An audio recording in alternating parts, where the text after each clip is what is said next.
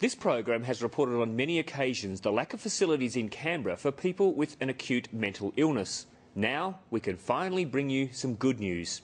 Today, a new centre opened which should address some of those concerns, and it can accommodate 40 people at a time. Adam Shirley had a tour with the Executive Director of Mental Health Services.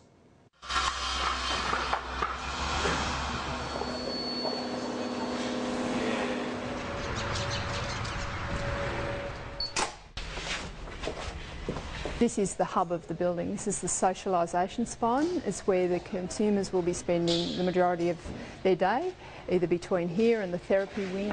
The choice that we have in this unit for the consumers is something that they were very strong in their feedback and the consultations that we had. They wanted the option of being able to use group tables. They wanted separate tables. They said that they wanted the option of having comfortable chairs, upright chairs. And so we've really in our design picked up on that. The admission to this unit is based on a psychiatric assessment. Our consultant psychiatrists' assessment guides whether people are admitted or not admitted. When a person is acutely unwell or there are really high concerns for their safety, for their risk, we will admit them for that short period of time with the intention of them then moving back into the community with the supports around them. But what if someone's in a crisis situation, they don't have time for an assessment? Can they come here for some support? They can always come here. If somebody is that desperate, they can always come here. Whether we continue to manage them here is another question. We have a community-based crisis assessment team, and we would call them very quickly. We are also on the Canberra Hospital campus where the emergency department and our mental health assessment unit is part of this campus. So yes, if they turned up to our front doors, we would say come in, and then we would help them to get to the most appropriate part in our system. Recovery is not a one point in time, it's a journey for people. When they are really acutely unwell, this is the right place for them, and we've designed it that way.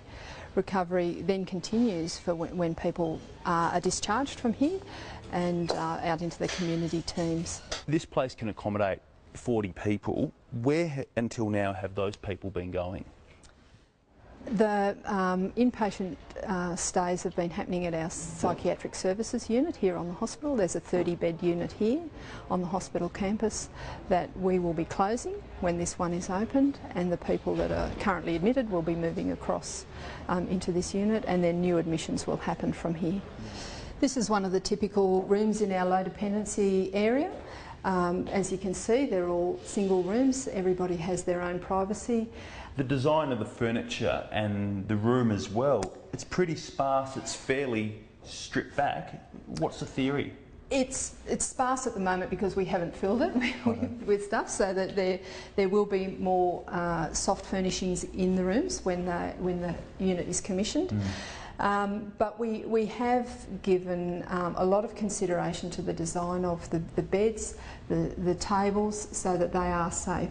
This is what's termed a short stay unit, and so that is about 2 weeks in duration. That's the average length of stay that we have.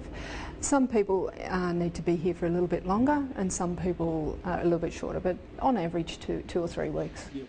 People actually do better in their own homes, when they're in their own community, when they have their family and their carers around them. We're not too far from the front entrance of the building. What is this section used for, Tina? We're just walking into the high dependency area of the unit. We've got 10 bedrooms in this area where people, when they're really acutely unwell, the staffing ratios are higher in here. There will be more nursing staff to patients in here, which is really important for people when they're acutely unwell. When people are in this area, it's usually for a short period of time, and then they move back out into the low dependency area and then into the therapy program, but the active group work doesn't actually occur in this area. We're hoping that this gives people a respectful, a dignified place in which to spend their acute phase of their mental illness, so that they can start their recovery journey and stabilise.